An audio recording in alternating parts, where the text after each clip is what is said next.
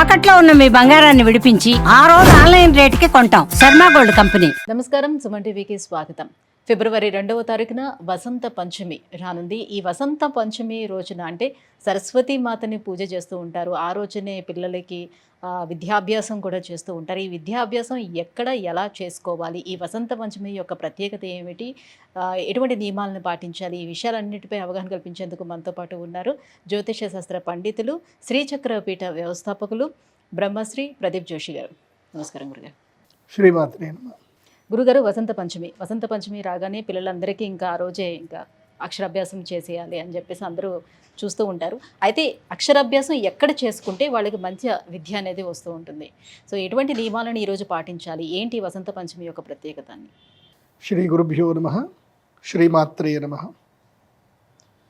శుక్లాం బ్రహ్మ విచారసార పరమాం ఆద్యాం జగద్వ్యాపినీం వీణా పుస్తకధారిణీం అభయదాం జాఢ్యాంధకారాపహాం హస్తైస్ఫాటికమాలికాం విదధతీం పద్మాసనే సంస్థితాం వందే తాం పరమేశ్వరీం భగవతీం బుద్ధిప్రదాం శారదాం. శ్రీమాత్రే. ఈ వసంత పంచమి అక్షరాభ్యాసం మీరు ఎక్కడైనా దేవస్థానంకి వెళ్ళండి, అక్షరాభ్యాసం చేసుకోండి. ఎక్కడికైనా దేవస్థానంకి కేవలం సరస్వతి టెంపుల్సే కాదు, ఎక్కడైనా వెళ్ళి చేసుకోవచ్చు. ఎందుకోసం అంటే అందరికీ అన్ని దగ్గరికి వెళ్ళడానికి అవైలబిలిటీ ఉండదు. తీరా పోయిన తర్వాత కూడా అక్కడ క్రౌడ్ ఎక్కువగా ఉండి ఇబ్బంది పడతారు.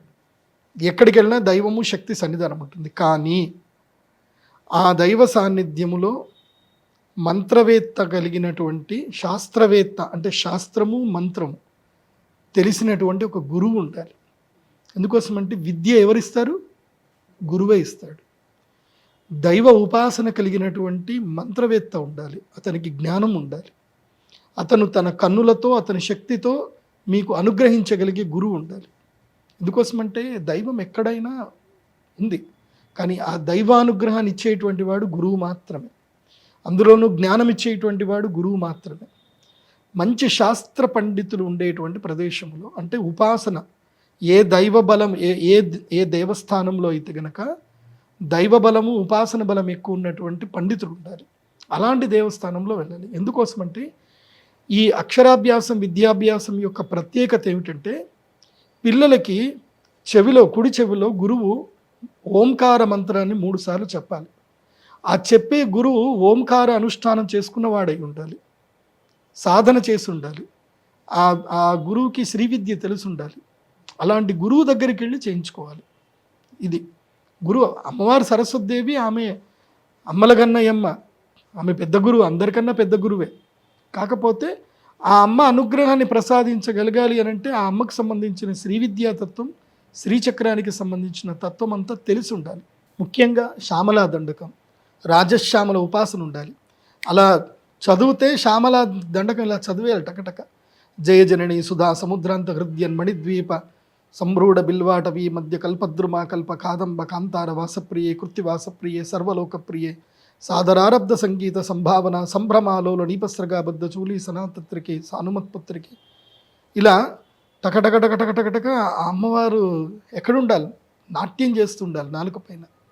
స్త్రీ సూక్త, పురుష సూక్తాలు అలా అన్నీ చదవగలగాలి. అలాంటి గురువు దగ్గరికి వెళ్ళి అక్షరాభ్యాసం చేయించుకోవాలి. అక్షరాభ్యాసం చేయించే పద్ధతి ఏమిటంటే కనుక మొట్టమొదటిగా మీరు ఒక క్లాత్, ఒక వైట్ కలర్ క్లాత్ కానీ ఆకుపచ్చ రంగు క్లాత్ కానీ ఏదైనా సరే, బ్లాక్ తప్ప, బ్లాక్ బ్లూ తప్ప ఏదైనా ఒక క్లాత్ తీసుకొని ఒక పీఠ మీద, ఒక చౌక పీఠ మీద క్లాత్ పరవాలి. దాని మీద బియ్యం వేయాలి. బియ్యం వేసి బియ్యాన్ని చదును చేయాలి. చదును చేసి దాని మధ్యలో కలశం పెట్టాలి. కలశం మీద ఒక కొబ్బరికాయ పెట్టాలి. కొబ్బరికాయ మీద ఒక గోపురంలాగా ఒక ఎర్రటి కనుమ పెట్టుకోవాలి. పెట్టి గణపతి, గౌరీ, తమలపాకులు, ఒక 100 తమలపాకులు తీసుకొని ఆ తమలపాకులు పెట్టేసుకొని గౌరీ, గణపతి, నవగ్రహాలు, అష్టదిక్పాలకులు వీళ్ళందరినీ ధ్యానం చేసుకొని ఆవాహన చేసుకోవాలి. చేసుకున్న తర్వాత మూల అధిష్టాన దేవత సరస్వతీదేవి అమ్మవారి యొక్క మూల మంత్రం పిల్లలతో చెప్పించాలి. చెప్పించి తండ్రి తన కుడికాలు మీద పిల్లవాడిని కూర్చోబెట్టుకోవాలి. ఎడమ కాలు మీద పిల్లల్ని, ఎడమ తొడ మీద పిల్లల్ని కూర్చోబెట్టుకోకూడదు. తండ్రి కుడి తొడ మీద కూర్చోబెట్టుకోవాలి పిల్లల్ని.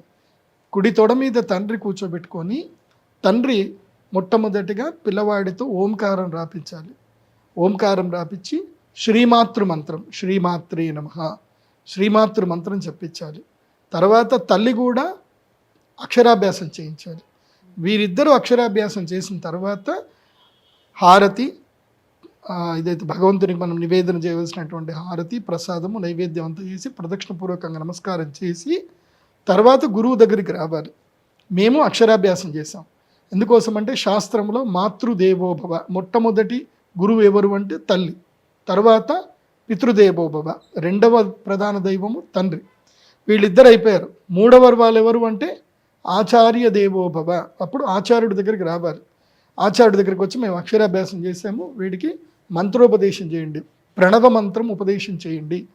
అప్పుడు కుడి చెవులు గురువు ఓంకారాన్ని చెప్పి గురువు కూడా దగ్గర కూర్చోబెట్టుకొని ఆ పిల్లవాడికి శ్రీమాత్రే నమః, అదేవిధంగా లేదంటే ఓం నమ శివాయ లేదా ఓం నమో నారాయణాయ, ఓంకారం అనే ప్రణవనాదాన్ని గురువు తన చేతితోటి రాయించాలి. రాయించి గురువు తన అరచేతితోటి పిల్లవాడి చేయి మీద, నెత్తి మీద చేయబెట్టి ఆశీర్వాదం చేయాలి.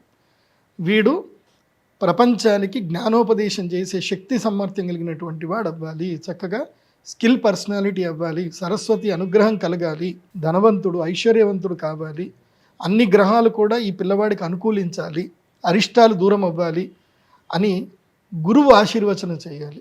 అలా ఆశీర్వచనం చేసిన తర్వాత తల్లి తండ్రి పిల్లవాడిని ఒడిలో పెట్టుకొని చక్కగా అమ్మవారి దగ్గరికి వెళ్ళి ఓడిబియ్యం వేయడము, అమ్మవారికి ఓడిబియ్యం ఇవ్వాలి ఆ రోజు, ఓడిబియ్యం పూసి ఆ తర్వాత అమ్మవారికి దండం పెట్టుకొని అదే దేవస్థానంలో అమ్మవారి యొక్క నైవేద్యము భోజనం చేయాలి.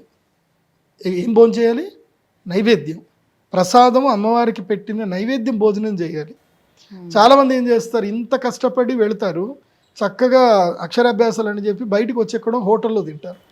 వాడు హోటల్లో స్నానం చేసి వండాడో తెలీదు, ఏం వేసాడో తెలీదు, ఎట్లా చేస్తున్నాడో తెలీదు. సో పద్ధతి ఉండదు. మళ్ళీ అందుకే చక్కగా అరిటాకులు కానీ మంచిగా వేసుకొని చక్కగా భోజనం చేయాలి.